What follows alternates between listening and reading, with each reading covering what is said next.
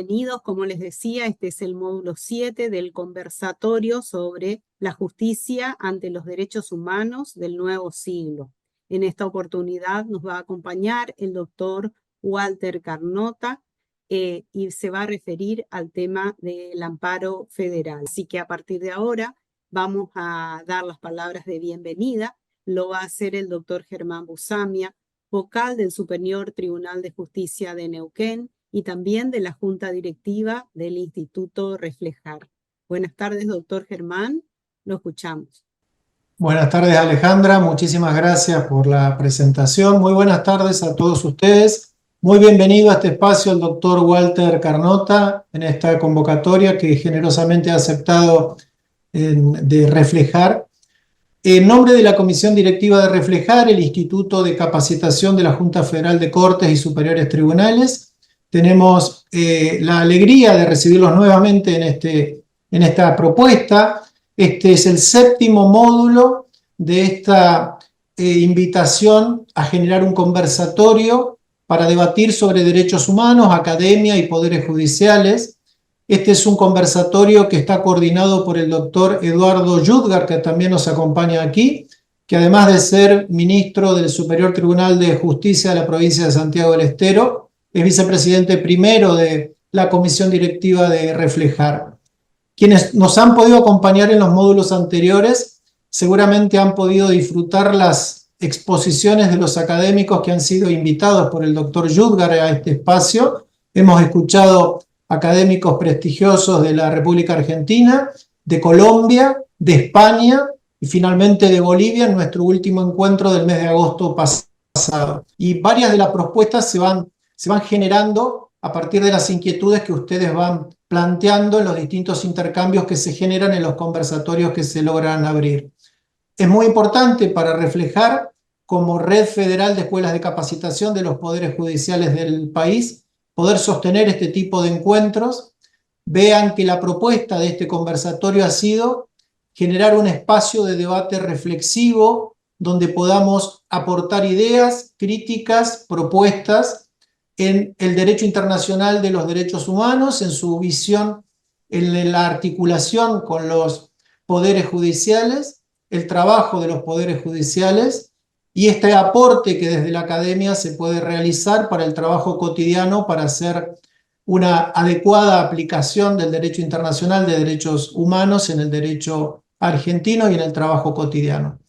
Nuevamente, en nombre de Reflejar, de la presidenta, la doctora María del Carmen Bataini, que no ha podido acompañarnos en esta ocasión, nuevamente gracias al doctor Carnota, gracias al doctor Yudgar por la coordinación de este espacio en todos estos meses, y lo mejor para esta actividad de esta tarde, que tengamos todos una actividad muy provechosa, que la disfrutemos y que participemos activamente. Muchísimas gracias y buenas tardes. Buenas tardes de nuevo. Ahora pedimos nos acompañe con unas palabras al coordinador de esta actividad, como bien señaló el doctor Busamia, que es el doctor Eduardo Yudgar. Adelante, doctor Yudgar. Muchas gracias, Alejandra. Cordial saludo a todos los que están en este foro virtual la tarde de hoy. También agradecido a mi colega doctor Germán Busamia por la apertura que da en representación de Reflejar. Y quiero también agradecer a nuestro invitado de hoy, un conocido y reconocido jurista argentino, pero cuyos dictados de sus ideas en la materia trascienden las fronteras argentinas. El doctor Walter Carnota tiene una dilatada trayectoria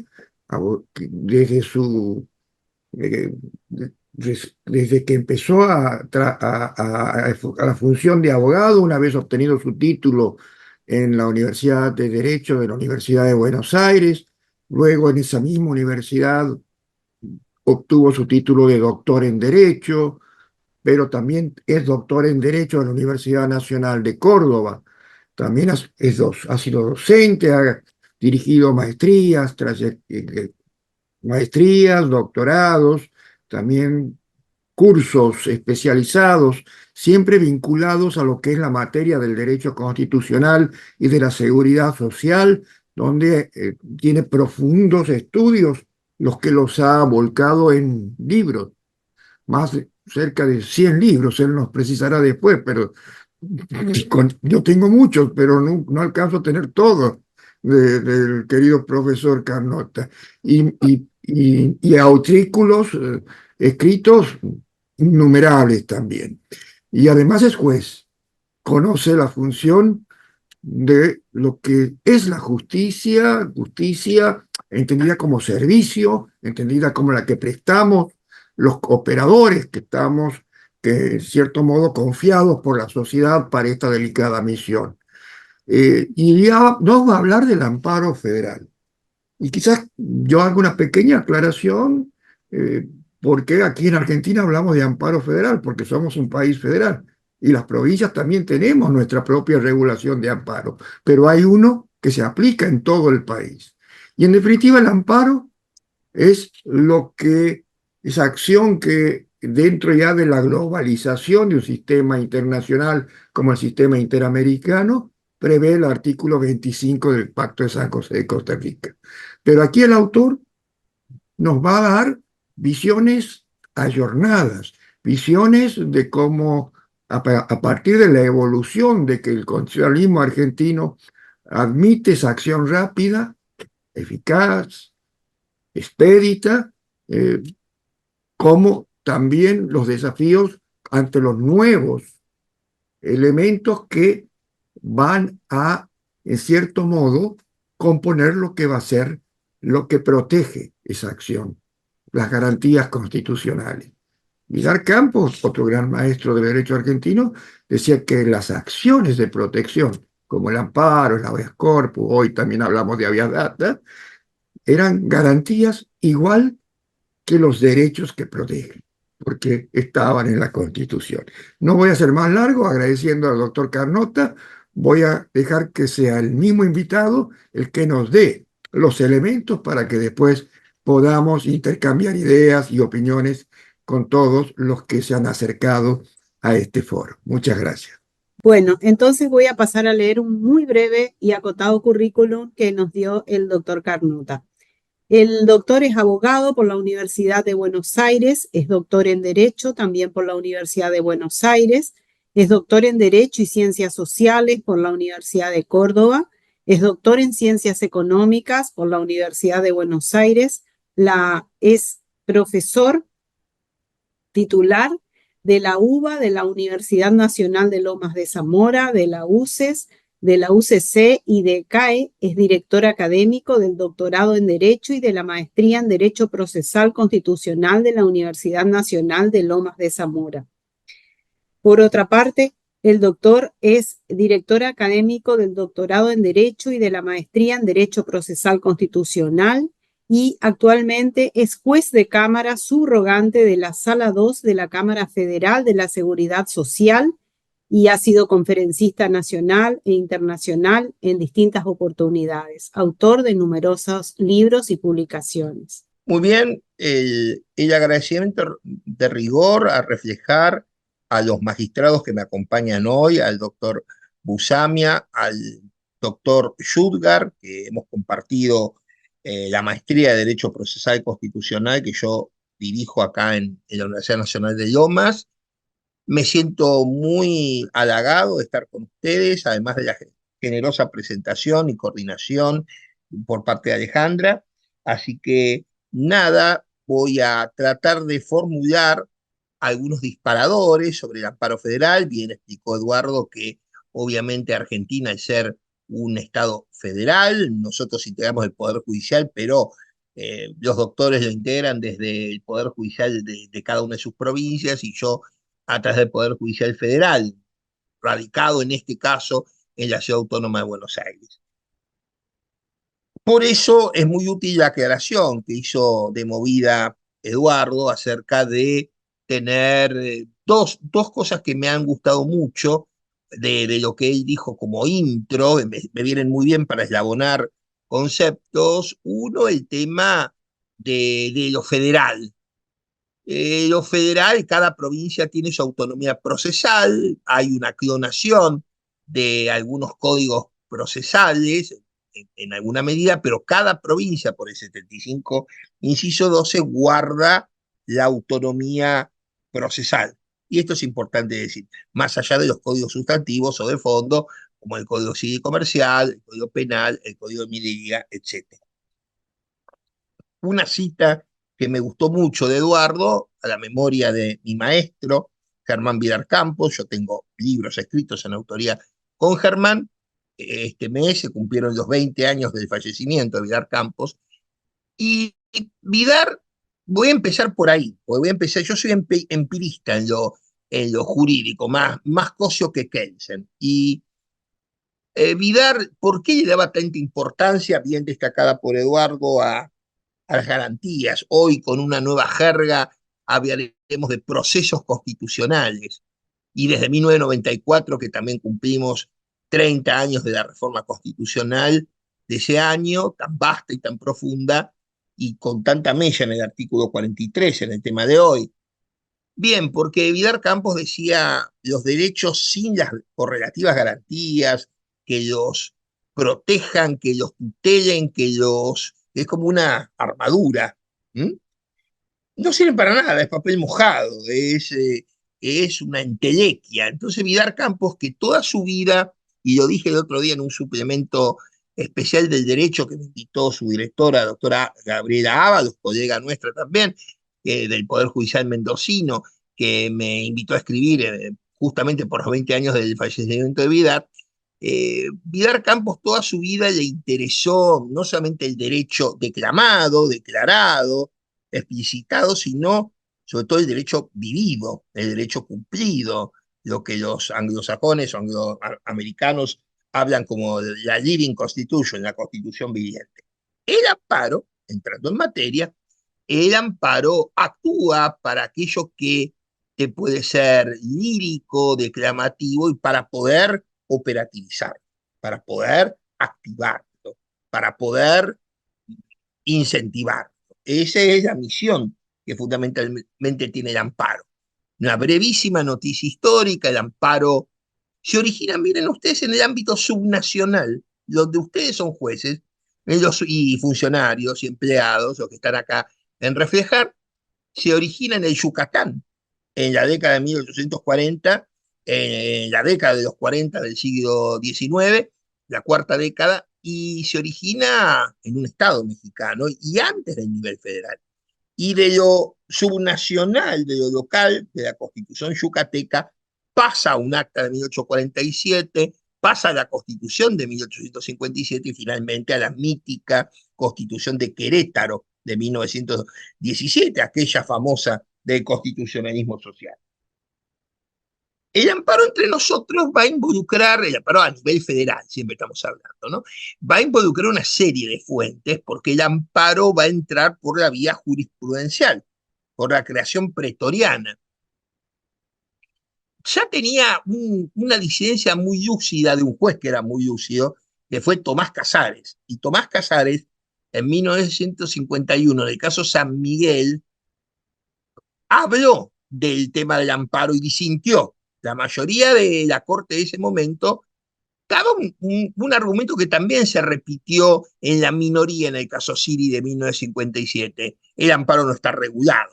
Postura normativista positivista, postura kelseniana, no está normativizado, por ende, lo que está normativizado es el habeas corpus. La Corte, ya en el voto disidente de Tomás Casares, y ya por mayoría en 1957, perdón, en el caso Siri, reproducido al año siguiente con una Corte con una ligera variación de 1958, en el medio había venido las elecciones y había obtenido la presidencia de la Nación el doctor Frondizi, se llega a la conclusión de que, un poco lo que dijimos al inicio con Eduardo, de que todo derecho necesita una garantía. Es más, en el caso Cot de 1958 es la primera vez que se menciona, o una de las primeras veces que se menciona, la expresión derechos humanos. Para Eduardo, que es un gran estudioso y que tiene libros también de derechos humanos, es la primera vez que entra en la moneda corriente la expresión derechos humanos, en el caso Cot. Y así, por vía jurisprudencial, se crea el amparo contra actos del Estado, el caso Siri, y el amparo contratos de particulares, el caso COT, porque los derechos, como decía Vidal, son bifrontes. Yo puedo ponerlos contra el Estado, generalmente lo que la doctrina alemana denomina derechos públicos subjetivos, o la doctrina francesa, las libertades públicas y las libertades públicas, pero también contra otros particulares, conglomerados económicos, vecinos molestos, lo que ustedes elijan desde lo más grande a lo más chico, puede tener también un amparo en su contra. Ese desarrollo jurisprudencial luego fructifica en jurisprudencia de tribunales inferiores y se llega a un proyecto de ley que, advenido el golpe de Estado de Onganía de 1966, resulta ser la 16986. Ley que todavía, pese a su antigüedad, ley que está vigente. Por ejemplo, en mi tribunal, en el Tribunal Federal, aplicamos, tenemos muchísimos amparos, muchísimos, se aplica la ley 16986. ¿Mm? Y en una época, les contaba acá a mis colegas, en una época que yo tuve mucha actuación en la provincia de Tierra del Fuego, actuación docente, yo he ido con el derecho y me ha permitido conocer mucho de nuestro querido país, mucho. ¿Eh? Y nada, y me acuerdo que en Tierra del Fuego, alguien me podrá corregir, si no es hasta el presente, creo que es hasta el presente, se sigue aplicando la 16986 en la medida que había sido un territorio nacional. Entonces se aplicaba, o se aplica la 16986. El resto de las provincias argentinas, como bien también dijo el doctor Schuttler, tienen su propia regulación amparista, como en todo Estado federal, que tendrá mayor o menor parecido o analogía con la 16986. Acá ya tenemos una regulación legal complementada 2 años después con el Código Procesal Civil y Comercial de la Nación, la ley 17454, que va a reconocer el amparo contra actos de particulares. Es decir, en un año, 1966, se codifica el amparo de caso Siri, el amparo contra actos del Estado. En 1968, a 10 años del caso COT, se constitucionaliza el amparo contra actos de particulares, que tiene la misma redacción del artículo 1 de la ley de amparo, pero cuando dice acto de autoridad pública, dice acto de otro particular. Ahí ya tenemos otro formante del derecho, otra fuente, que es la ley, que es la ley. Ahí tenemos ley de amparo.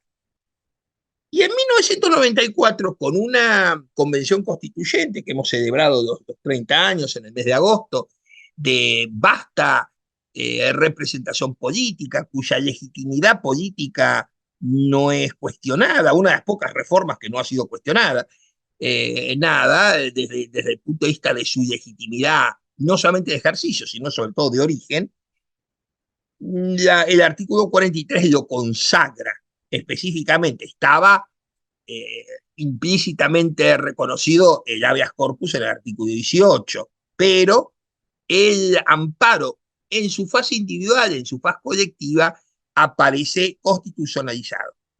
Hay muchos amparos en la Argentina. Además de haber amparos provinciales, como bien se dijo acá, fíjense en la enorme lista de amparos que hay. El amparo individual, el del 43.1, el amparo colectivo del 43.2, el amparo por mora, tan importante cuando está en juego la actividad administrativa del Estado, el amparo electoral, el amparo sindical en materia de derecho colectivo del trabajo de la ley 23.551, el amparo ambiental en materia de la ley general del ambiente.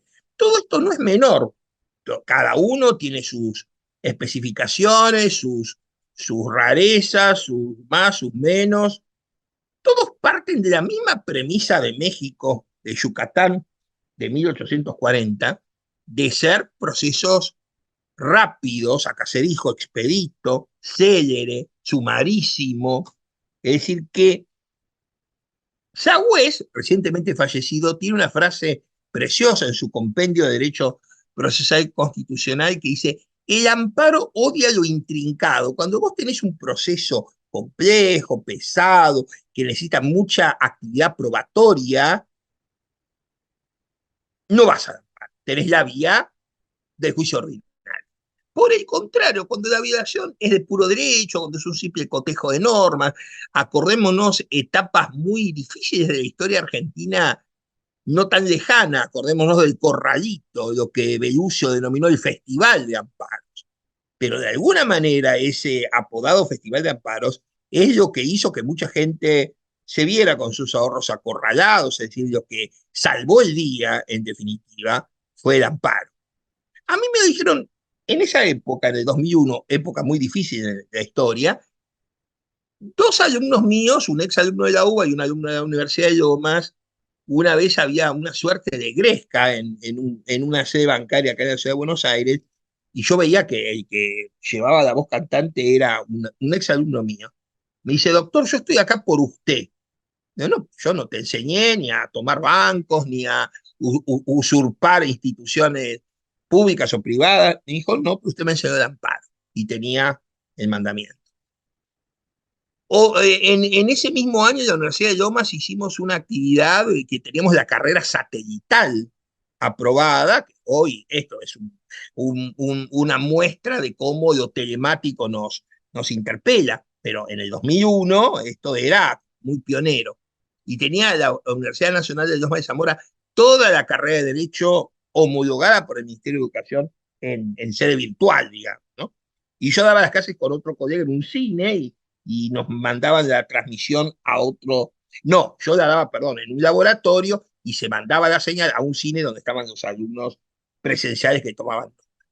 Y en el medio de ese año tan difícil como fue el 2001, desde el atentado de las Torres Gemelas hasta la caída del presidente democrático y tantas cosas que pasaron, y sucesión de presidentes y demás, un alumno me dijo, dentro de todo, doctor, tenemos el amparo. Y yo me quedé porque, yo lo digo, un alumno del grado, de primer año, nada, era bastante interpelante.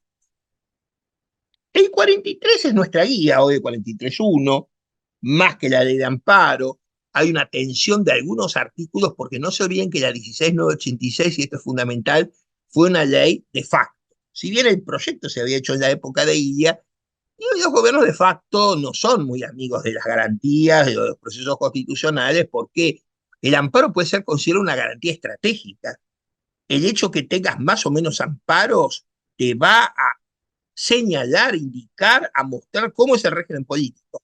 El amparo es como la libertad de expresión. Son esas cuestiones que te van signando o le van dando el ADN a un régimen.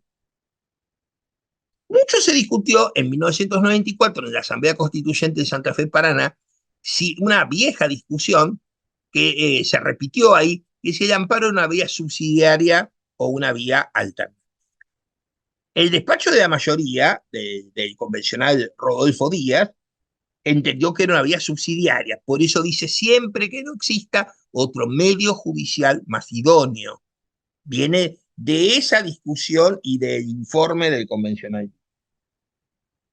En cambio, otro sector de la doctrina, capitaneado por Morello sobre todo, Morello desde el 94 hasta su muerte insistió mucho en esta idea, tiene un libro excelente con otro colega magistrado, con el doctor Vallefín, juez de la Cámara Federal de La Plata, en donde ellos postulan la alternatividad del amparo. El amparo, también lo decía Adolfo Rivas, el amparo es un medio que puede ser alternativo. Podés vehiculizar tu pretensión por un carril ordinario o por el carril amparo.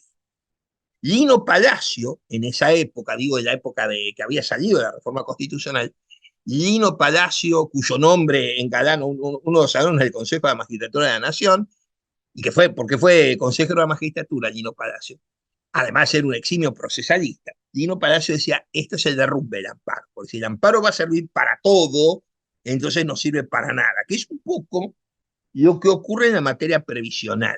Yo estoy haciendo un estudio que me convencionó la doctora Silvia Palacio de Caeiro, una amiga de Córdoba, una ex jueza de Cámara Civil y Comercial de Córdoba, y una gran amiga, autora de un libro que seguramente muchos de ustedes tienen en sus oficinas, que es El Recurso Extraordinario Federal, libro excelente, y un libro también de competencia federal, que es excelente, nada, y Silvia fue secretaria de la Cámara Federal de Córdoba, y cuando era secretaria durante varios años recopiló todas las fichas y demás de jurisprudencia, en una época que no había tanta internet ni tantos medios informáticos para hacer esa tarea.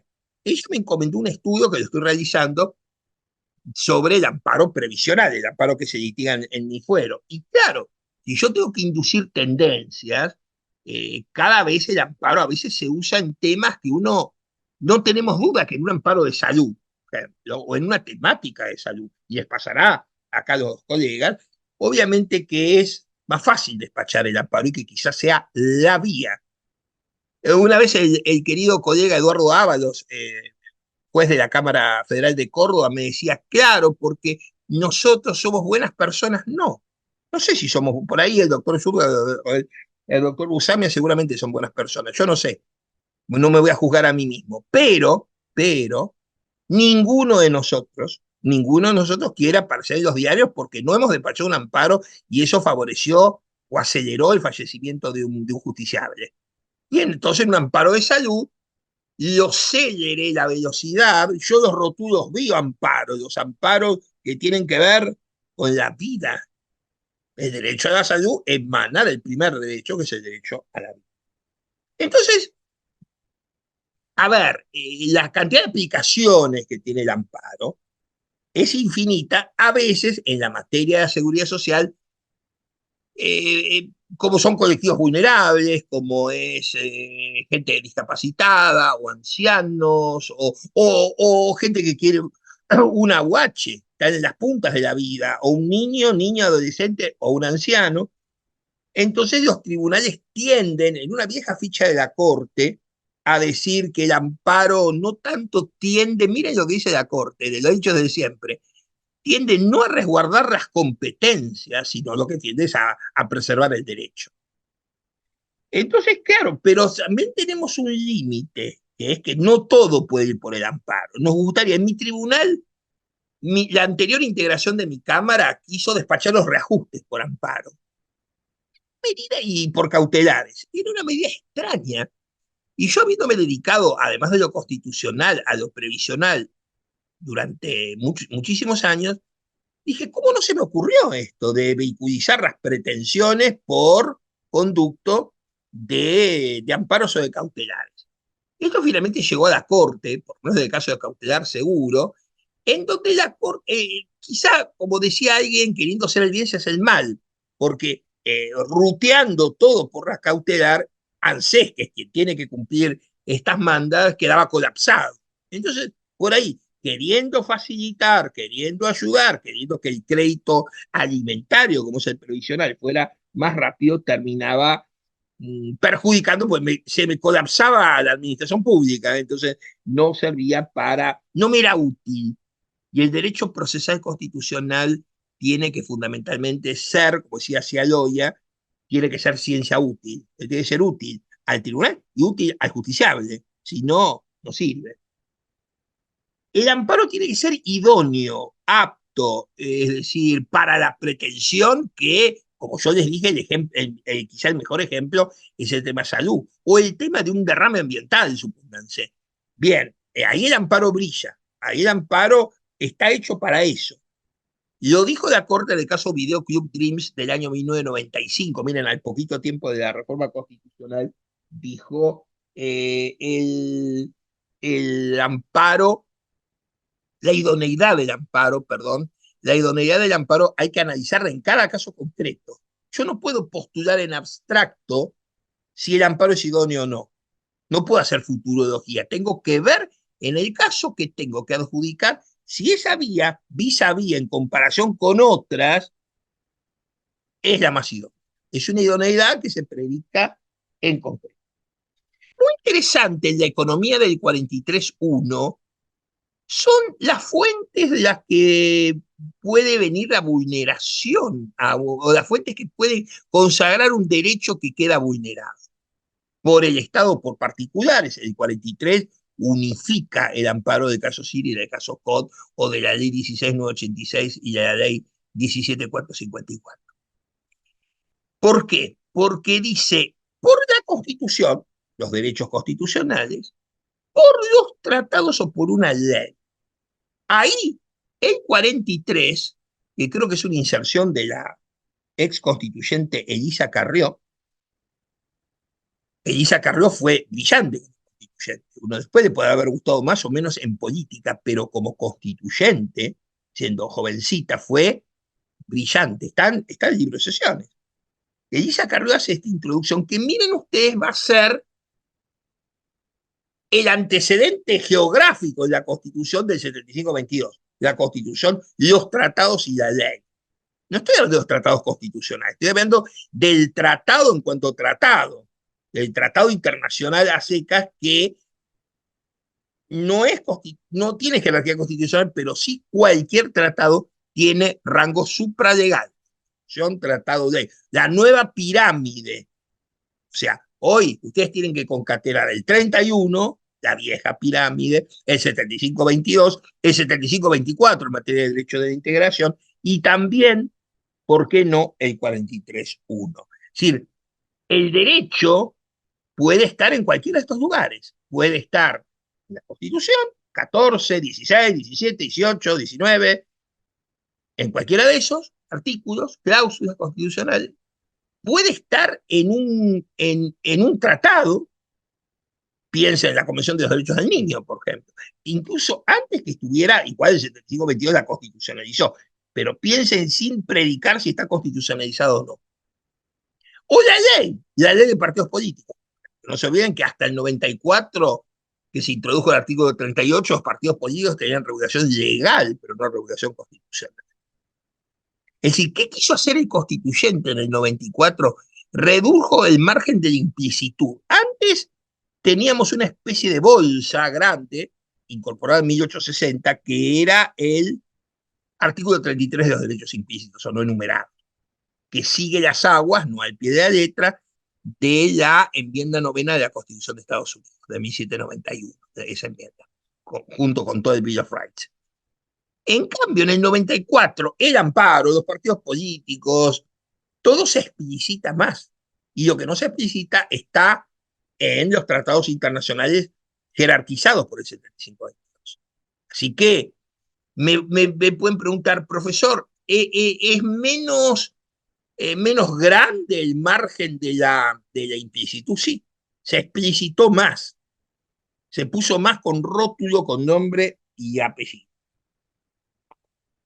Tenemos también en el 43.2 una gran asignatura pendiente, pues no se sabe cómo manejarlo, ni se ha legislado, el amparo colectivo también, que lo puede interponer el afectado, obviamente, una ONG, miren ustedes, por ejemplo, el caso Bengalensis, de protección del tema de la enfermedad del HIV-Sida, y también cualquier asociación que propenda a esos fines, a los fines estatutarios, diríamos, y también el defensor del pueblo, que también eso fue toda una discusión acerca de la legitimación activa, más allá de la Constitución, que se la reconoce, pero la legitimación activa judicial, digamos, que pueda tener el defensor del pueblo.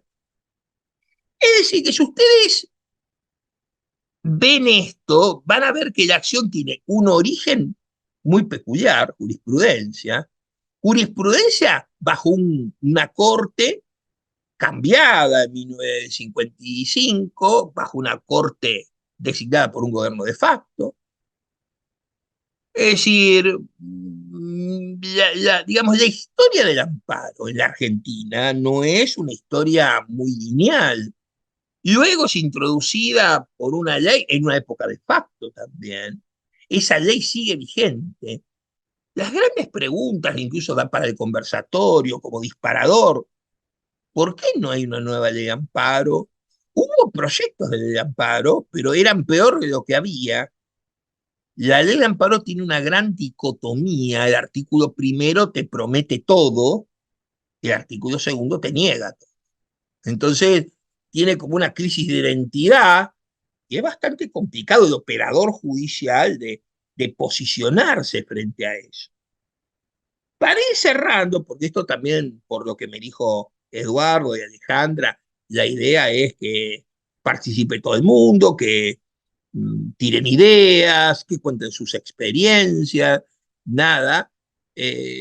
También pensar si esto debería ser regulado con mayor exhaustividad, si dejamos que los tribunales, dentro de un sano margen de creacionismo, no digo ni de activismo ni nada, sino de un sano de la sana crítica, puedan pensar o diseñar soluciones, no buscar soluciones absolutas o redentorias, pensar que el amparo nos va a salvar de todo. Miren, en España cuando vino la Constitución de 1978 empezaron con el tema del defensor del pueblo, que después cargo que se le dio a un gran jurista español, a Joaquín Ruiz Jiménez. Panosi decía una cosa que es muy cierta: el ombudsman o defensor del pueblo no es un sanado todo. Y nosotros muchas veces el amparo es un espejismo, es la Coca-Cola en el desierto el amparo. Es un espejismo que está ahí en un país donde lamentablemente la justicia no tiene la rapidez que debería tener, pero tampoco podemos ir a introducir todo por amparo y que el amparo demore 3 o 4 años. En mi fuero, otrora el amparo demoró esto. En un caso, la Corte llamó la atención a la Cámara de los 90, dijo: un amparo no puede durar, determinar si el tribunal es competente o no, 6 meses. Claro, pero si todo lo ruteás por el amparo es un mecanismo excepcional y subsidiario. Como decía la vieja doctrina, es un mecanismo heroico. Ustedes piensen en un juzgado en la década, o en una cámara en la década de fines de los 80, comienzos de los 90, es decir, pre-reforma del 94, el amparo era un problema. Había que habilitar día y hora, era algo como un problema. Hoy nos pasó esto. También denota la excepcionalidad del amparo, no era algo ocurrente. Hoy, ustedes tomen el listado de cualquier ingreso de causas a cualquiera de los tribunales nuestros y van a ver que la mayoría están rotulados como amparo. Bien, mal, y ahí viene el operador judicial y quiere decir: no, pero en este caso el amparo no va, riesgo de obviamente una apelación y demás. A veces hay ejercicios muy interesantes de sociología judicial. Un juzgado de primera instancia, y yo he sido juez de primera instancia, por ahí es más renuente, miren lo que les digo, a una sala o a un superior tribunal, por lo menos a nivel federal. ¿Y eso por qué? Y porque el juez o la jueza tiene que administrar, por ejemplo, más rápido. en los juzgados provisionales de Cava tiene que administrar 70.000 causas. Y si va a reorientar su competencia a declarar la vía libre a todos los amparos que se presentan, obviamente es francamente imposible. Por eso, para ir cerrando, colegas, una cosa, como bien se dijo acá mis colegas, una cosa es la visión doctrinal del amparo. Hutchinson, siempre los administrativistas nos escupen el asado de los constitucionalistas. Hutchinson, a quien quiero mucho y respeto mucho, nuestro gran administrativista, decía: yo quisiera ver en un tribunal, y él fue camarista federal y fue miembro de la Corte, ahí donde está ahora María de Carmen Bataini, de la Corte Fueguina, dice: yo quisiera ver en un tribunal a Rivas, que también fue miembro de un tribunal superior en La Pampa, a Rivas, a Vidar Campos y a Morello. Morello fue un tiempito en la época de Illa juez de la Suprema Corte de la Provincia de Buenos Aires, en La Plata. Claro, una cosa es el amparo, verlo como lo veía mi maestro Germán Vidar Campos, que ya hacia fines de los 50, es decir, munido del caso Siria, el caso Cot, decía: hay que oxigenar el amparo. Claro, eso postularlo a nivel doctrinal, que es lindo. La historia de un amparo exitoso, y yo he tenido muchos que se los gané a la Cámara, o se los gané a otro colega de otro fuero cuando era juez de primera instancia. Es una linda historia para contar, una linda historia, porque es el triunfo del derecho, y que el derecho contra el ritualismo, contra una serie de cosas, triunfa. Para todos que hemos seguido abogacía y nos hemos recibido, es una linda historia para contar. Vieron como cuando uno es estudiante y le gusta el derecho penal, es lo mismo, porque lo vimos en las películas. Pero cuando los buenos ganan en las películas, no siempre ganan en la vida, ¿no? Entonces, que haya un proceso rápido, célebre, eficaz, es una linda historia para contar, y en muchos casos funciona. Por ejemplo, en Córdoba hay libros del Instituto Núñez, del Centro Núñez, que ustedes conocerán, dependientes del Superior Tribunal de Justicia de esa provincia, en donde, nada, hablan de los amparos de salud. Y sí, el tema salud, no solamente ahora con el aumento de las prepagas, en general se vinculiza por amparo. Hay profesionales que se dedican al amparo de salud. Su métier profesional es el amparo de salud. En menor medida, pero también pasa en la materia ambiental. Entonces, para ir cerrando, pues ya más o menos de acuerdo al diagrama que hicieron muy bien los organizadores acá y que vamos a respetar, nada, el amparo nos genera una realidad distinta, una realidad que está normada en una parte bien, en otra parte no tanto, con conceptos jurídicos indeterminados, nada, en donde requiere mucho de algo ineludible de la función judicial. Les digo para los que son funcionarios y que quieren algún día ser jueces, que es la intuición, la sensibilidad, pero sobre todo la prudencia. No podemos hacer cualquier cosa con el amparo tampoco. No podemos regalarlo o ser del amparo de gatillo fácil. Hay que pensar también en no descompensar el sistema, en no abarrotar la experiencia que tuvo la sala que yo integro en la década de los 10 en materia de las cautelares con los reajustes, colapsó el ANSES y no salía ningún beneficio para nadie. Queriendo hacer el bien, se puede hacer el mal, porque toda concepción jurídica, y con esto dejo paso a lo que dispongan los organizadores en punto al conversatorio, toda concepción jurídica siempre previamente es una concepción antropológica de lo que pensamos del ser humano, la concepción positiva, libre, la concepción más pesimista, más autocrática, autoritaria, toda concepción jurídica, el positivismo, el sociologismo, el realismo jurídico, el trialismo, toda concepción, el neoconstitucionalismo, toda posición jurídica es tributaria de una concepción de la persona. Como yo vea a la persona, va a ser la concepción jurídica que tenga. Hasta acá, lo teórico, nada, la masa crítica que queda sometida a debate, a refutación, a crítica, a aplauso, lo que ustedes quieran.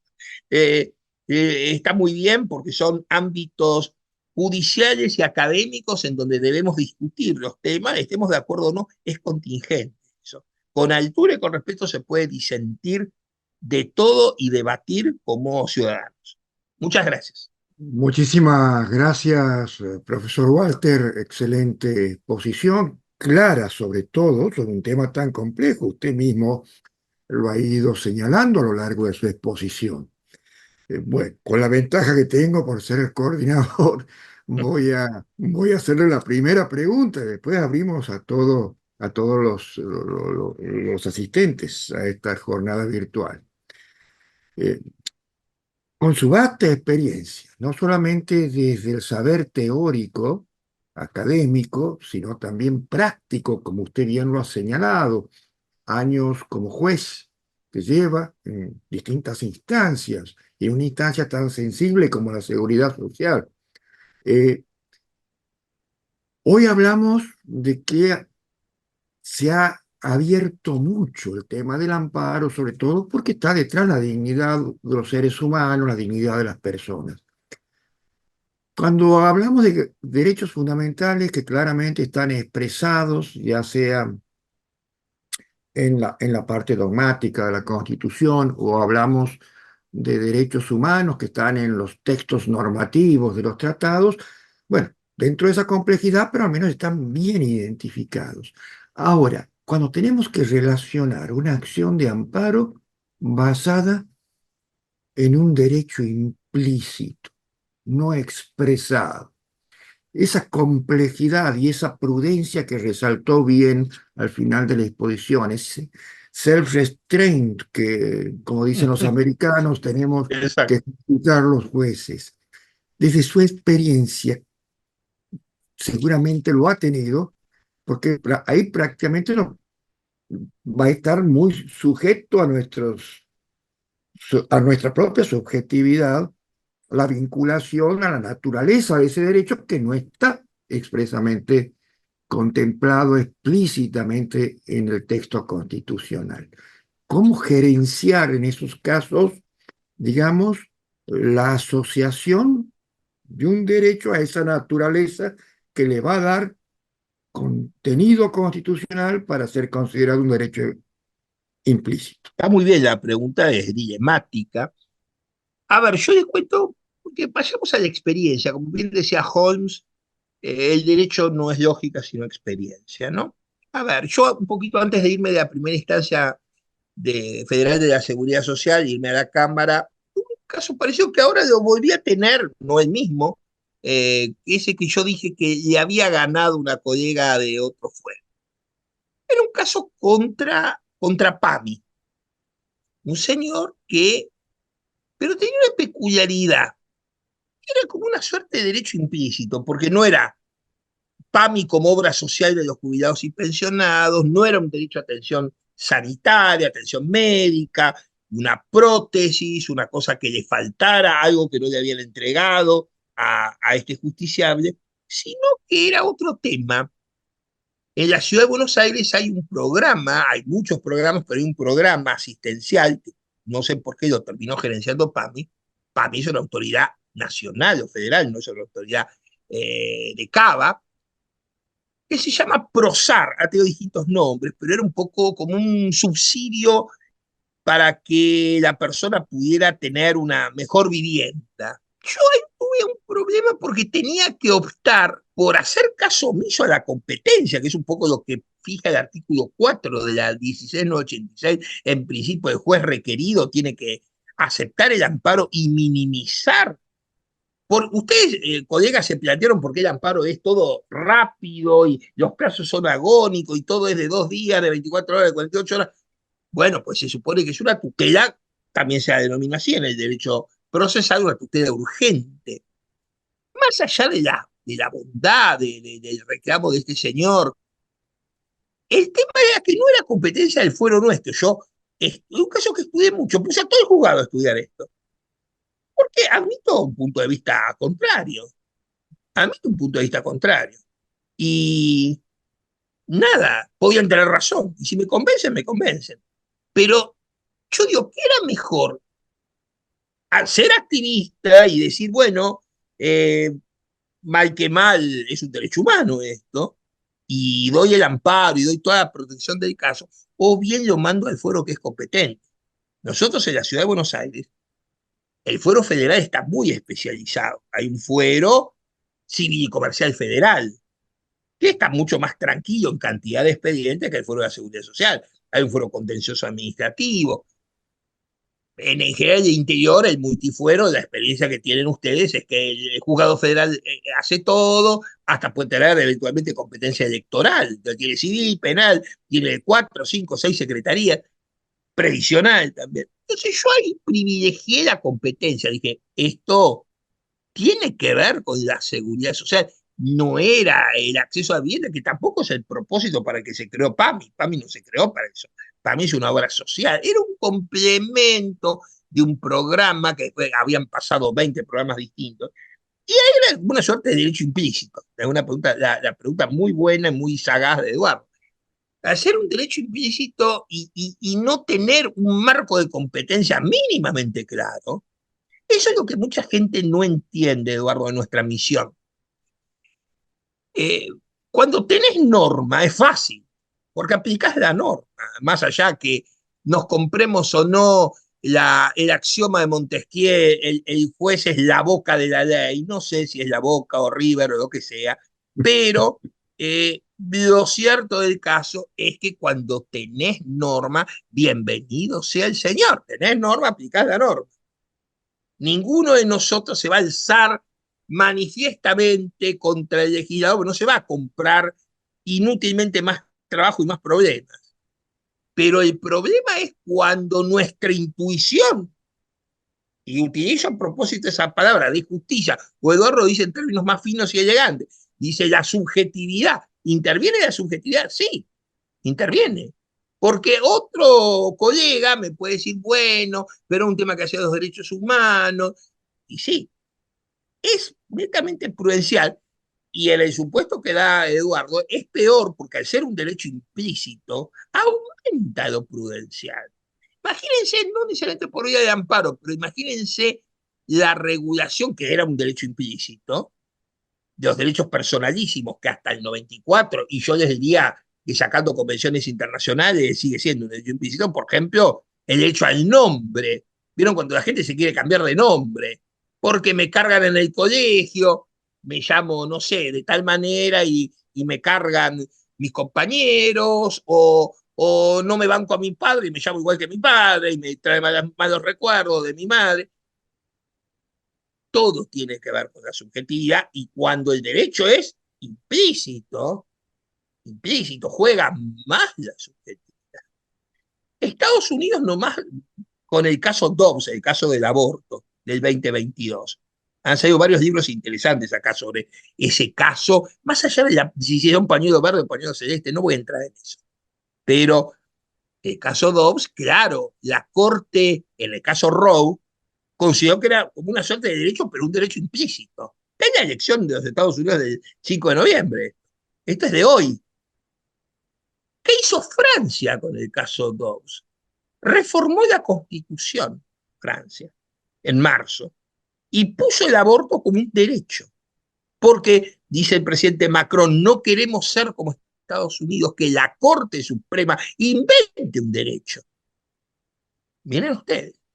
Entonces, cuando el derecho es implícito, no está enumerado, no sabemos el alcance del derecho, el rango. Un famoso juez de la corte norteamericana, un juez activista de la década de los 1970, llamado William Douglas, decía, los derechos humanos tienen penumbras, hay emanaciones, entonces no es que solamente tenés el derecho a la vida, sino que eventualmente el derecho a la salud, por ejemplo, que también es un derecho constitucionalmente implícito. El ambiente sano, 41, la protección al consumidor debe tender a la salud del consumidor, pero ¿dónde? En la Constitución escrita, no en los tratados, en la Constitución escrita, ¿dónde está el derecho a la salud? El derecho a la salud termina siendo adjetivo y no sustantivo.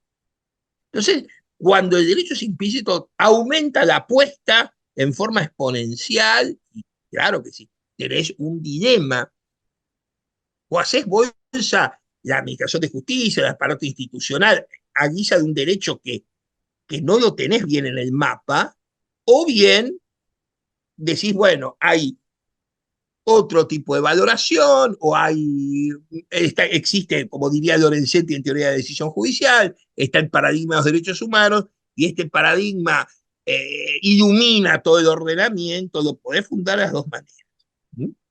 Ahora, yo, por ejemplo, haciendo este repaso que me acordaba a propósito de esta reunión de hoy, y que lo estoy haciendo para la colega Palacio de Caeiro, es decir, hoy firme fallos en ese sentido. Nosotros decimos que el reajuste previsional no es susceptible de amparo. Y es uno de los pocos, creo que el único, empíricamente estudiándolo, supuesto que decimos que no. Pero a la procedencia de la renta vitalicia, ustedes saben que acá hay un subsistema de capitalización que se estatizó en el 2008. Todos esos remanentes que quedan, ya admitimos el amparo. Después vemos si tiene razón o no, pero la vía la consideramos procedente. Entonces, ¿cómo no va a haber subjetividad? Lo que no tiene que haber es arbitrariedad. La arbitrariedad no está mal en un juez, es inconstitucional. Pero en cambio, la sentencia arbitraria de la Rey contra Rocha en adelante.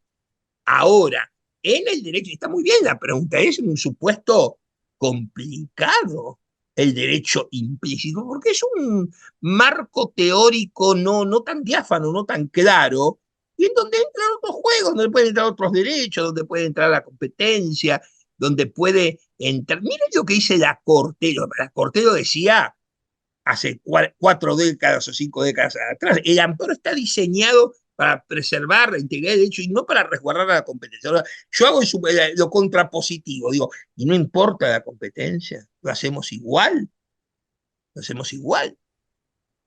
Es hay para todos los gustos, pero claro que es una pregunta sumamente interesante, nada teórica, porque de vuelta, para cuando sean jueces, teniendo la norma es fácil, cualquiera, por eso están aquellos que preconizan la inteligencia artificial, el juez robot, de lo que yo me encanta la inteligencia artificial, pero no creo en el juez robot. Claro, cuando vos tenés en una ejecución fiscal, ahí sí podés acercarte al juez robot. Pero cuando necesitas la intuición, la vivencia, la experiencia, los sentimientos, las emociones, cuando necesitas todo ese combo, más, como bien dijo Eduardo, en un fuero sensible, pero en cualquier fuero, porque en civil tenés lo alimentario y tenés las relaciones familiares, sí, salvo que fuera algo muy, muy aséptico, muy difícil, porque si no, entonces claro que seguramente una IA generativa, el chat GPT, Gemini, cualquiera de estas inteligencias artificiales, lo harían más rápido que nosotros, seguramente, seguramente. Tendrían, qué se habla hoy con la IA? Se dice que exista el human in the loop, el humano involucrado, que si se acuerdan de Fernández Arias, se hablaba de control judicial ulterior suficiente, pero ahora se habla de control humano suficiente. Que exista la IA, pero la controle alguien a la IA.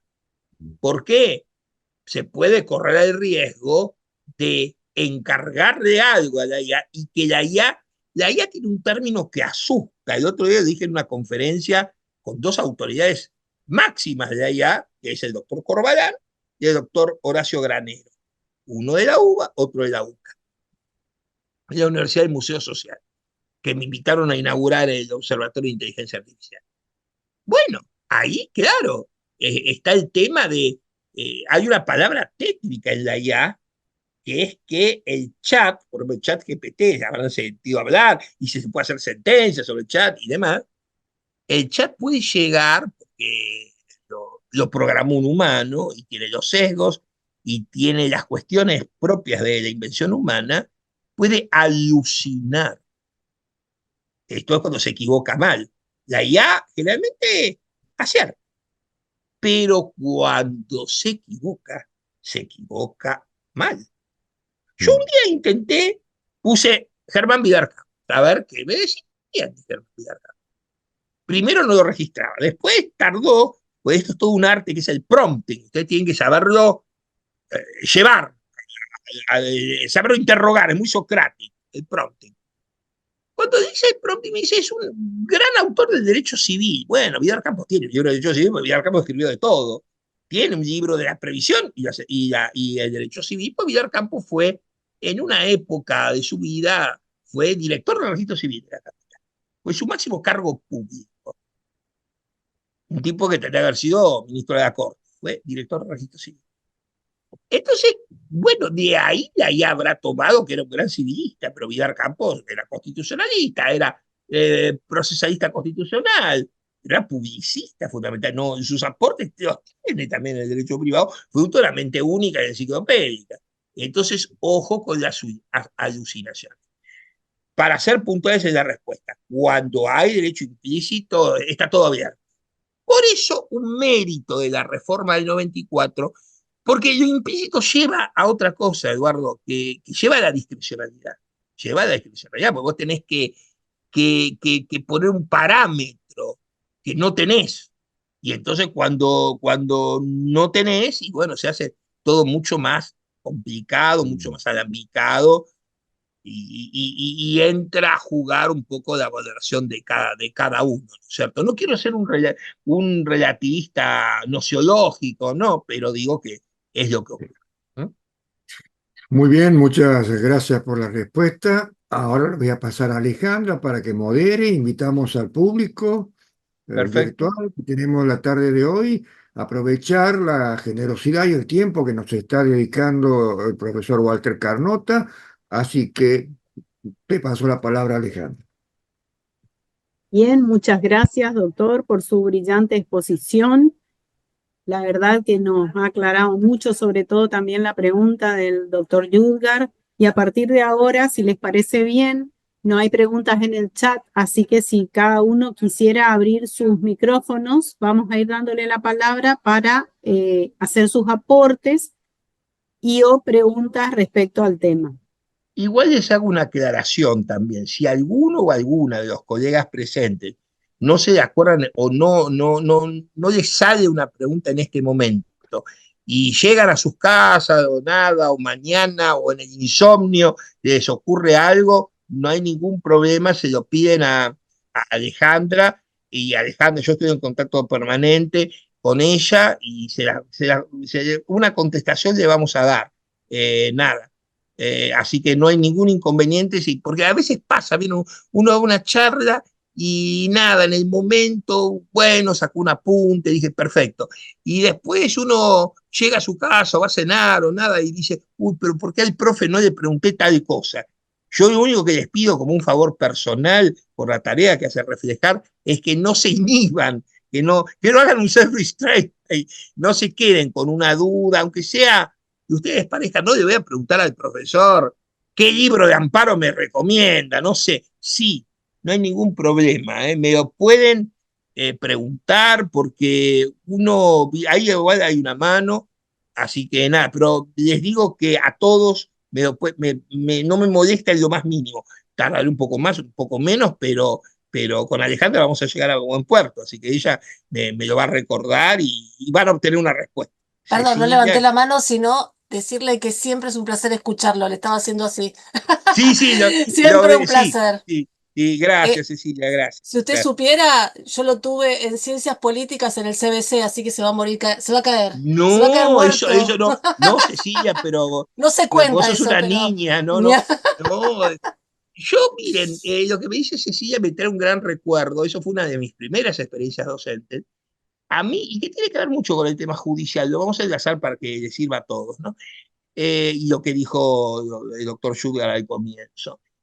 Dar clase o dar incluso contenidos de derecho, pero yo daba ciencia política, pero que tiene algunos condimentos de derecho, pero no todos, pero eran para alumnos de derecho y para alumnos de ciencias de la comunicación y obviamente específicos de ciencia política. Siempre tiene la belleza de que tenés que traducir, yo por mi lenguaje, y tenés que traducir un lenguaje, la noción de derecho, por ejemplo, o la noción de derechos humanos, y la tenés que traducir al politólogo, lo tenés que decir como si vos un concepto en inglés lo aplicás a los franceses o a los argentinos. Es decir, siempre y yo esa experiencia, que fue muy prolongada, fue de 2 años y demás, siempre me sentí muy contento, era los sábados a la mañana, era de terror el día y la hora, porque era el sábado y yo decía, ¿por qué no me puedo quedar un poco más en la cama? Había que levantarse, no sé, 7 de la mañana para llegar a las 9, día en distintos lugares, en ciudad universitaria. estábamos en Ciudad Mm. Universitaria, estuvimos también en Ayacucho, estuvimos en la ex fábrica de Chiquiles Adams, en unos lugares insólitos de toda geografía. El CBC era una experiencia no tan antigua, tenía 4 años y demás. 1988. Sí. Exacto. A mí me gustó mucho esa experiencia, fue una de mis primeras experiencias docentes. Me sirvió a ver, y yo integro un organismo de la Asociación Mundial de Ciencia Política que se llama, que Dios mediante voy a ir el mes que viene a Estados Unidos a defender una ponencia, que se llama el Instituto de Estudios Judiciales Comparativos. Y estudiamos los poderes judiciales, esto que estamos estudiando acá, pero a nivel de el reclutamiento judicial, los razonamientos judiciales. Hace unos años atrás fui a México y estuve con el doctor Diego Valadez, que es un amigo, fue procurador general, ministro de la Corte, embajador. Y luego me dijo, ¿qué te sirvió? ¿La academia te sirvió para ser juez? Porque yo era funcionario, pero obviamente la tarea jurisdiccional la hace el juez o la jueza, no la hace el funcionario coachuga, y es importante también, muy importante. Pero la quintesencia de la administración de justicia es del juez. Dije, sí, ¿sabes qué? Que me implicó lo que yo estudié, el derecho constitucional, los poderes judiciales del derecho comparado, poderlo mínimamente aplicar. Hoy yo vi una sentencia de un individuo que pide una jubilación porque es olímpico del año este que dijo Cecilia, en 1988. En unas Olimpiadas creo que fueron en Roma, no, en otro lado. Fueron unas Olimpiadas y hay una ley que prevé la jubilación del maestro del deporte. Y va tasado según que la medalla ha sido de dorada, de bronce, dorada, plateada y de bronce. Y te fija una serie de requisitos, ¿no? Este hombre no vive en Argentina, vive en Italia, se quedó en Italia, no sé, vive allá, formó gente, no sé, y vive en Italia. Y entonces ANSES acá dijo, no, si usted no vive en Argentina, no se lo damos. Bueno, más allá que puede haber requisitos de residencia, ponele, yo un argumento a mayor abundamiento que a nadie acá se le hubiera ocurrido, acá digo los colegas que me acompañan en el tribunal, que son muy buenos, pero a mí tener una apertura de lo académico me ha implicado matizar un poquito más. Nada, el 75-22, que yo lo mencioné, que Eduardo lo ha estudiado tanto, el 75-22, más allá de los tratados constitucionales, dice que todo tratado tiene jerarquía superior a la ley, todo tratado, cualquier tratado, un convenio de OIT tiene jerarquía superior. Y eso, hay un convenio para otras prestaciones, no una prestación tan especial como esta, pero hay un convenio, como ustedes sabrán, del abuelo del tío entre Italia y la Argentina. Y el convenio de Italia-Argentina dice, ambos estados signatarios se comprometen a que no importe la residencia del peticionante. Entonces, a ver, lo académico, o cursos como estos, como de reflejar. Yo decía a Eduardo y Alejandra, lo que más me gustó de esto, miren qué tilinguería la mía, lo que me gustó fue la palabra reflejar. Porque en la medida que el Poder Judicial, el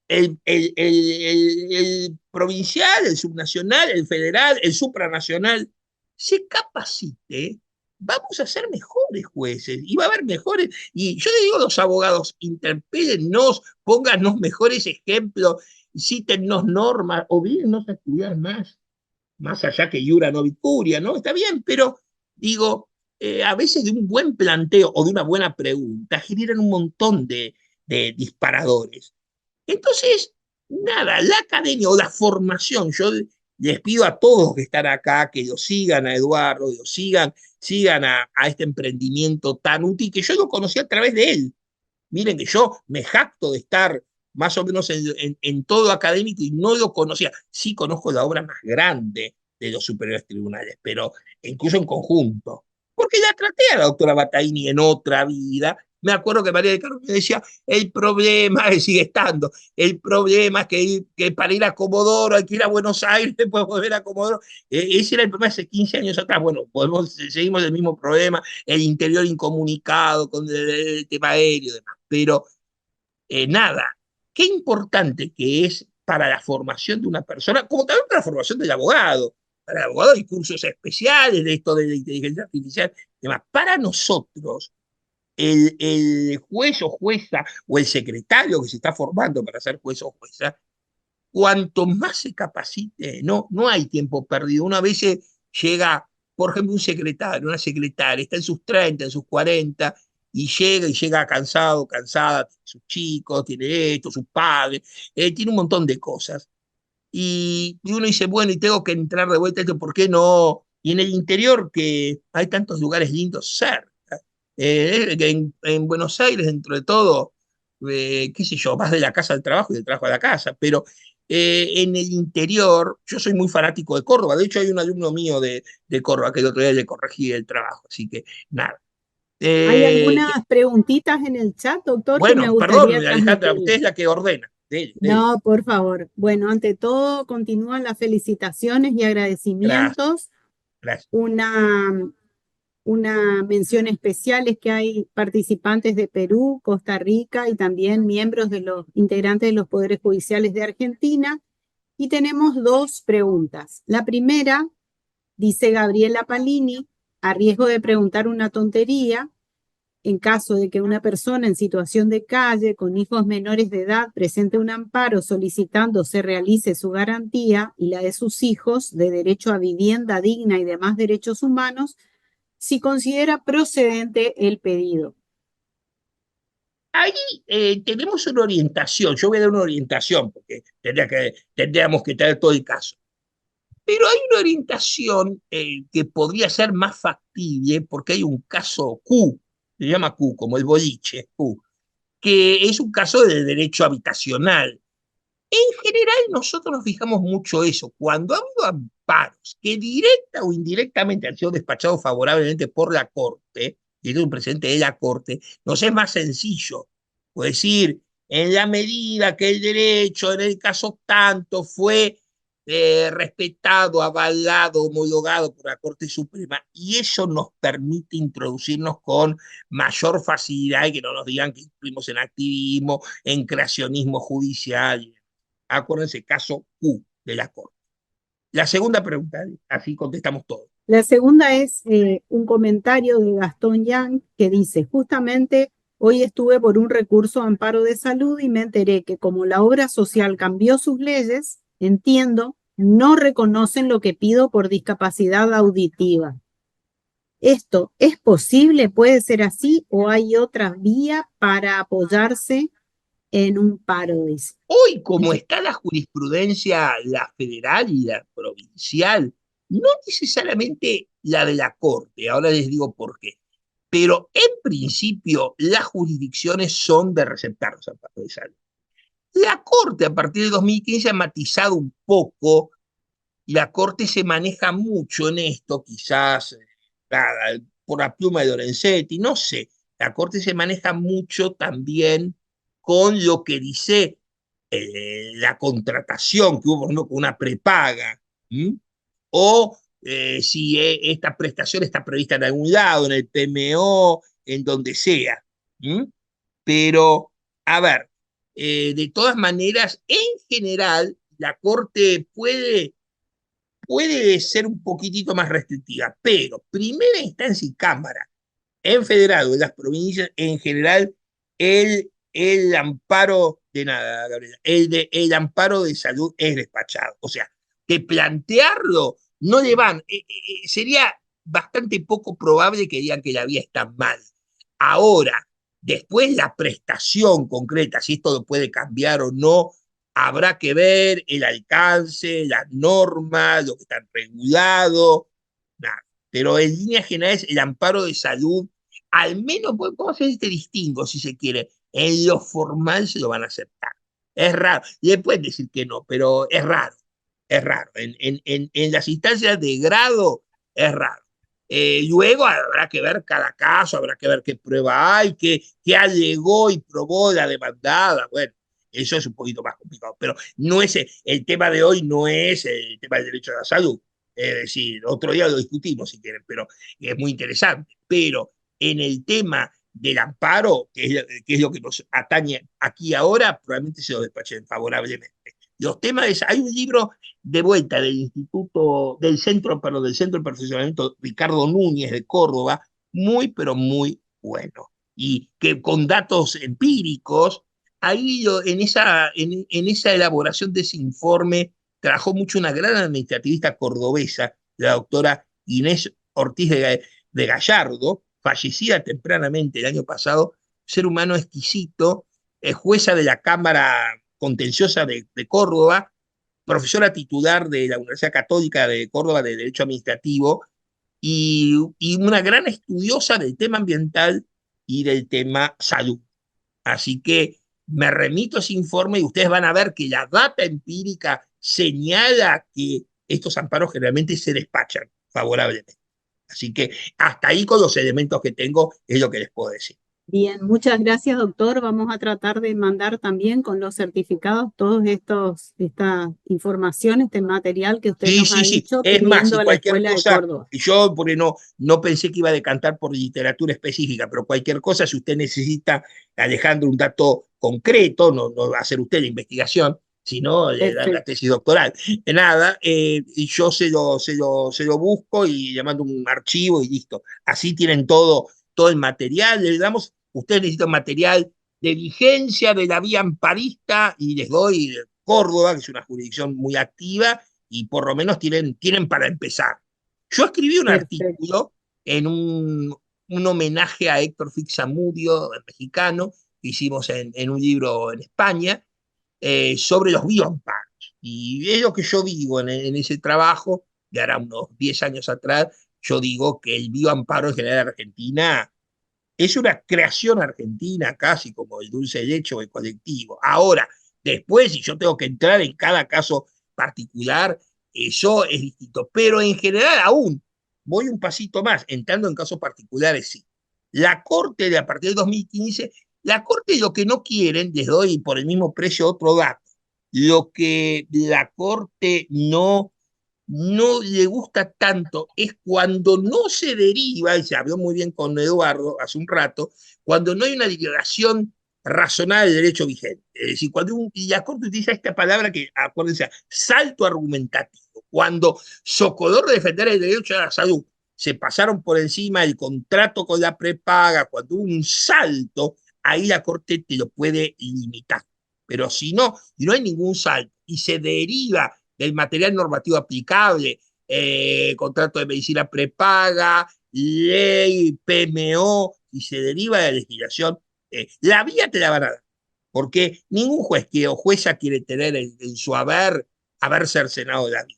¿Y por qué? Porque hay muchísimos amparos de salud que sí han llegado a la Corte. Es el mismo argumento que di con vivienda. El mismo argumento que di con vivienda. Le mandamos Bien, el material a Alejandra, bueno, el y lo agradecido, socializamos. Y exacto. tenemos una persona, ya por último, para finalizar, que nos pidió la palabra, la colega Marina Melloja, si quiere abrir su micrófono. Sí, hola, ¿qué tal? Buenas tardes. Hola, María. Muy interesante la charla, doctor. Muchas gracias Gracias. por brindarla. Quería consultarle, he interpuesto varios amparos de salud, por suerte salieron todos bien, y me enteré acá, yo estoy en Misiones, que en la ruta Gendarmería suele hacer operativos espontáneos en que, por ejemplo, a un conocido se le incauta $80.000, porque lo llevaba en el vehículo y bueno, no tenía forma de justificarlo en el momento, ¿sí? Entonces se le incautan los bienes. Eso más cheques, más pertenencias de él. Quería conocer su opinión acerca si estaría bien una vía de amparo para recuperar las pertenencias. Más que nada por el tema del principio de inocencia, o sea, no había una investigación atrás de este secuestro de sus Vos tenés que pertenencias. ir al 43. Está muy buena la pregunta, es muy realista el supuesto. Vos fíjate, Marina, que hoy el 43 no solamente en el primero tiene el amparo individual, el segundo amparo colectivo, como bien dijo Eduardo, el habeas data, también está el habeas corpus, y hay muchas maneras del habeas corpus. De hecho, el amparo es una derivación del habeas corpus. Y puede haber medidas que afecten la libertad de locomoción sin ser una privación de libertad. eh, Tendrías que explorar un poco al margen del amparo, pero también si el habeas te puede ser funcional en esto, aunque la persona no quede finalmente detenida, pero si ha habido alguna situación menor a la detención arbitraria, pero que haya redundado en una privación de libertad en eso. El tema del amparo habría que explorarlo mucho. Lo veo un poquito más complicado. Está bien, si de todas maneras se le robó de los requisitos del 43 o del primero de ley de amparo, con arbitrariedad, con ilegalidad manifiesta, se podría plantear, pero no se olviden que todo que tenga. Esto me viene leyendo la pregunta de Marina, porque hay que aclararlo, es que yo lo omití. El amparo fundamentalmente protege, bueno, la propiedad, pero en un sentido amplio. Todo que tenga que ver con la integridad psicofísica es el habeas, es el habeas. Entonces, al margen que también hay legislaciones provinciales que a veces la denominación no es exactamente la misma. Ahora se tiende a cierta unificación, pero a veces con el nombre de amparo se incluye el habeas o a la inversa porque el amparo derivaba del habeas. Entonces, por ahí tendrías que explorar, es como una zona media gris, fronteriza entre el amparo y el habeas. ¿Te das cuenta? Entonces, explora eso a ver si obviamente algún mecanismo de reparación tiene que haber, nada, pero si hay una jurisprudencia local, yo que conozca a nivel federal, no. Luego sí hubo mucho, algo de triste memoria que todos recordamos, pues no fue hace tanto, con respecto al tema libertad de locomoción y demás, pero no, digamos, acuérdense todo el tema en federal y en provincial por la pandemia, por ejemplo, de limitaciones a la circulación y demás, fruto de medidas de emergencia de la pandemia. Hay para todos los gustos ahí también. Así que, nada, pero es un área sumamente interesante la que plantea Marina, poco trabajada, que es la intersección de las garantías o de los procesos, cómo juegan entre ellos, concretamente dicho en términos claros, y nada, cómo juega, por qué puede jugar el AVE si no el amparo o a la inversa. Porque podrías correr el riesgo que te digan, no, doctora, se equivocó de vía, la vía es la otra y te hay que volver a empezar. Yo lo trabajaría por ese lado. Es border, y bueno, hay que trabajarlo en los bordes, en los márgenes. Claro. Hay que trabajarlo ahí. Se vulnera el derecho a la propiedad, o sea, porque le están quitando Sí, sus por bienes eso, sin haber una sí, investigación sí, acá. sí, pero también se vulnera la intimidad, la integridad psicofísica, habría que ver qué prevalece, pero sí, obviamente, por eso aclaré que la propiedad, sí, claro, sí, sí, sí. Lo podrías enfocar en más osado, por ahí alguien con una mentalidad más estereotipada te lo va a ver más por lo penal, quizá, pero sí, claro, también hay un aspecto civil. Este tema tiene un aspecto penal y un aspecto civil, y el aspecto civil significativo, sí, ya sé. Por eso dije que el amparo en principio te protege la propiedad en un sentido constitucional. Puede ser un derecho real, no tiene que ser necesariamente un derecho creditorio o dinero, no, toda la propiedad, que es otra creación pretoriana, igual que el amparo. Examina esa frontera. No quiero que te digan, ay, no, pero ¿por qué no interpusiste el habeas corpus de no sé qué cosa? ¿Por qué no interpusiste un interdicto? No sé, que no te cancelen por otro lado. ¿Eh? Porque Claro. es un supuesto no tan claro que hay violación de la propiedad, eso en principio estamos de acuerdo. ¿No? Sí, sí. Le agradezco Muchas mucho, gracias, doctor. doctor, y muchas gracias, No, Marina, muy buenas por las tu preguntas, pregunta. empezando con el doctor Schutgar, que tiró toda la carne de asador con los derechos implícitos. Así que, nada, es un súper tema. Lo he escrito varias veces de ese tema, pero no relacionado con el amparo. Las preguntas muy interesantes, muy interrelacionadas desde la práctica, así que la he pasado muy bien. Yo le agradezco a Eduardo que nos acompañamos mutuamente en estas empresas académicas. Él viene a cursos míos, él tuvo la generosidad de invitarme hoy. Nada, a disposición, vamos a complementar la información, o cualquier otro u otra que tenga alguna información, se la envía a Alejandra. Alejandra es muy diligente, lo va a mandar y yo le voy a aclarar cualquier tema o le hacemos un memo, un pequeño dossier a la persona, por unas indicaciones bibliográficas que creo que también alguien las pidió en el chat. Quédense tranquilos que no va a haber ningún concepto oscuro, me interpone una aclaratoria, así que no hay problema, si hay un concepto oscuro.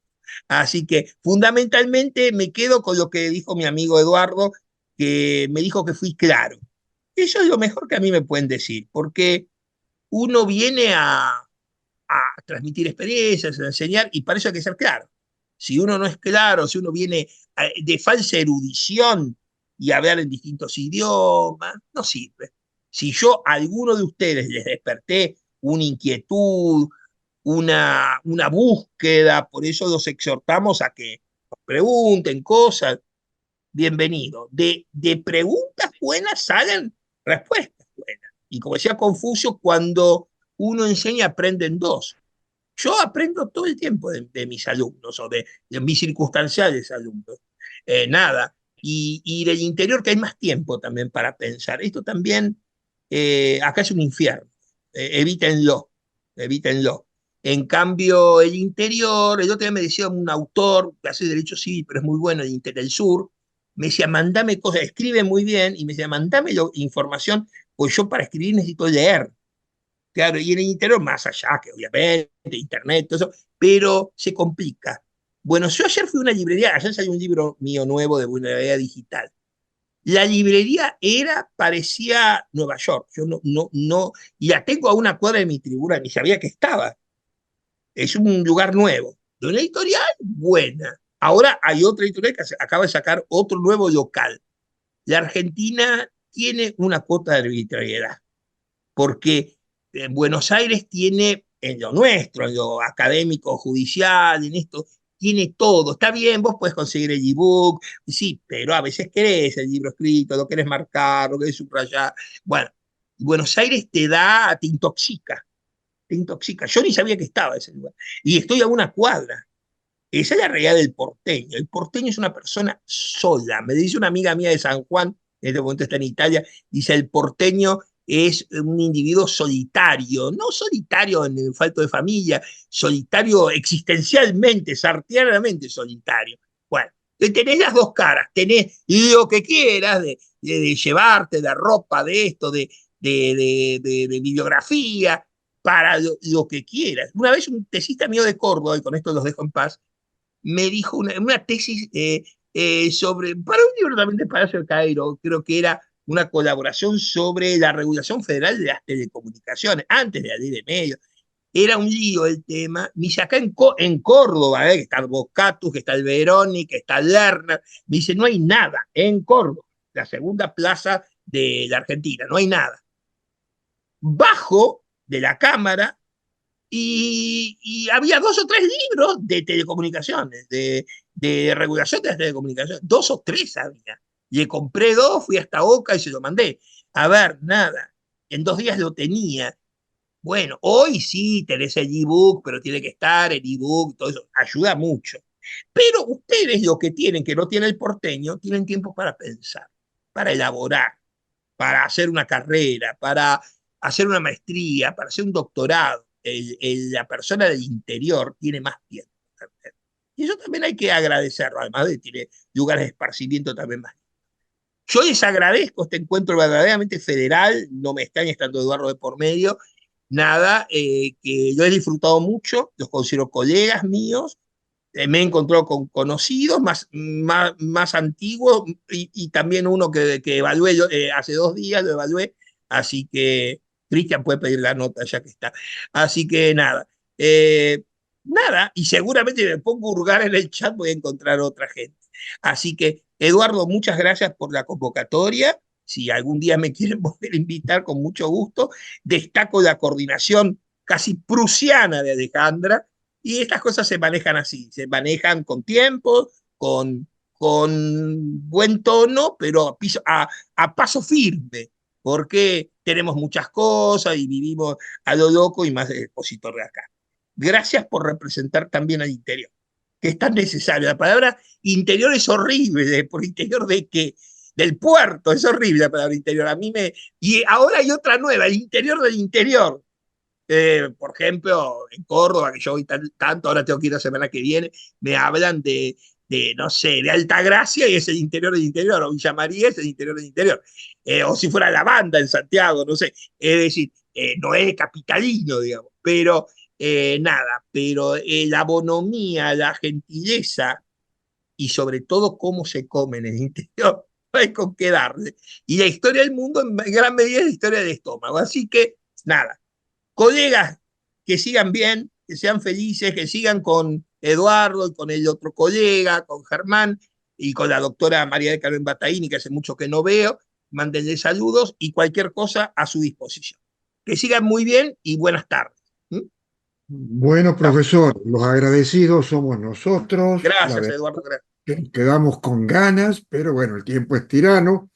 Pero también esto es muy moneda corriente en las capacitaciones que dirige el profesor Carnota, sobre todo me toca a mí, por su generosidad, invitado a dar algunos módulos en la maestría de Derecho Constitucional, Exacto. y donde tiene además cursantes que podemos intercambiar y enriquecer todas esas cuestiones, porque hay muchos brasileños, de otros países latinoamericanos, y bueno, nada más que por ahí me pone a dar módulos complicaditos como la inconstitucionalidad por omisión o el rol del He juez testeado lo constitucional, interdisciplinario. pero excelente currícula Muchas también. gracias y vamos a seguir en esta fecunda cooperación. Muchas gracias a todos. ¿Cómo no? Lo vamos a molestar nuevamente. No me molestia. En otro escenario quizás, pero hemos quedado muy impresionados y los que han nacido con su clase. Muchas gracias. Gracias. Gran abrazo. Seguimos vinculados. Un gran abrazo a todos. Seguimos Hasta luego. vinculados. Muchas Muchas gracias. Nuestra parte desde Reflejar, recordarles que en la página www.reflejar.gov.ar nosotros grabamos el material y lo subimos dentro del ciclo de este conversatorio, así que lo tienen ahí a disposición como los módulos anteriores. Les estaremos enviando los certificados a la brevedad y el material que le podamos aportar y por el cual nos comprometimos. Algunas preguntas del chat, el coordinador doctor Yudgar ya ha subido material que por si alguien se lo perdió también se lo podemos ir mandando. Esta modalidad de conversatorio se lleva adelante una vez por mes, así que los invitamos a continuar acompañándonos para seguir debatiendo todo lo que tiene que ver con la justicia y los derechos humanos. El mes que viene, prontamente vamos a estar anunciando el tema y nuestro expositor invitado. Desde ya, muchas gracias a todos los presentes, en especial al doctor Carnota, y nuevamente gracias, doctor Yudgar, por esta gran apuesta que está llevando adelante. Muchas gracias a gracias. todos Buenas tardes. y nos estamos encontrando.